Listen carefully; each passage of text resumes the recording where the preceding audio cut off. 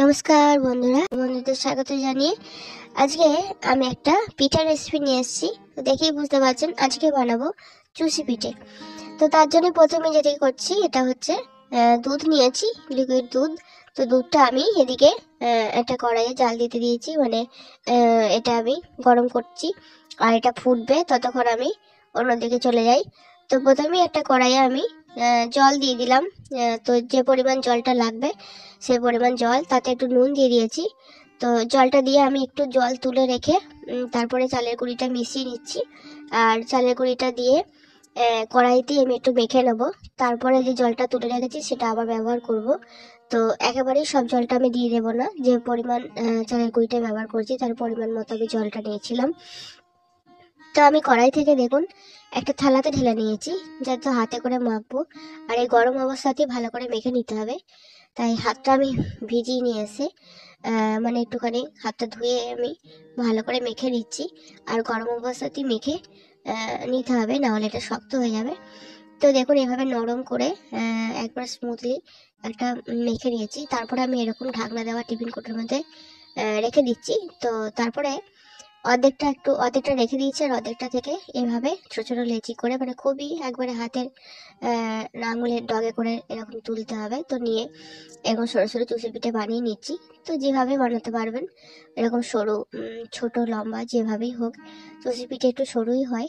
তো এভাবে আমি বানিয়ে নিয়েছি। তো এরা বানাতে অনেকটা টাইম লাগবে।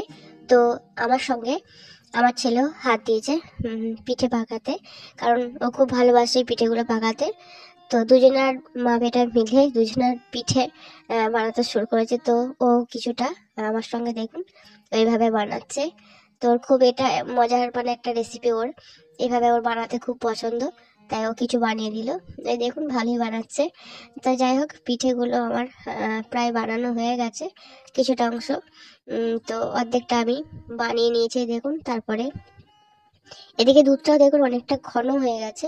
তো দুধটা আমার প্রায় হয়ে আসছে। তো তার মধ্যে আমি দিয়ে দিলাম যতটা পরিমাণ আমার লাগবে মিষ্টতা।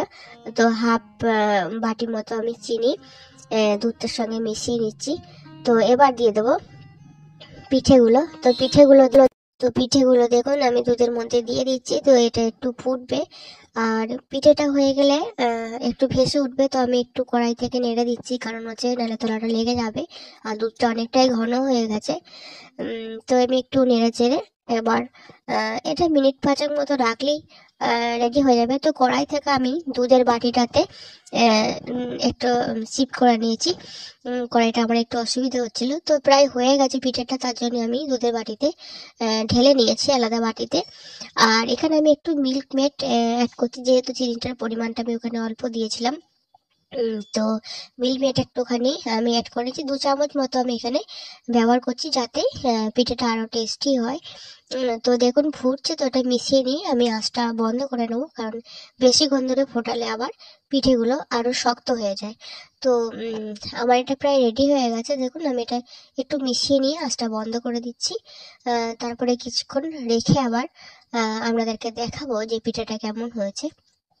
তো এটা রেখে একটু ঠান্ডা করে খেলে কিন্তু টেস্টটা ভালো পাওয়া যায়।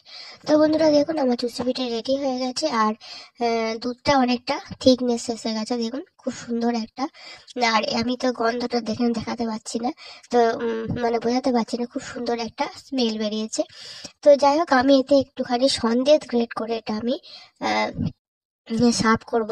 তো বন্ধুরা আমার এই চুষি পিঠের রেসিপিটা আপনাদের কেমন লাগলো অবশ্যই জানাবেন। আর এইভাবে একটু সন্দেশ গ্রেট করে দিলে পিঠেগুলো খেতে কিন্তু খুব ভালো লাগে। তো আমার সঙ্গে থাকবেন, ভালো লাগলে লাইক করবেন।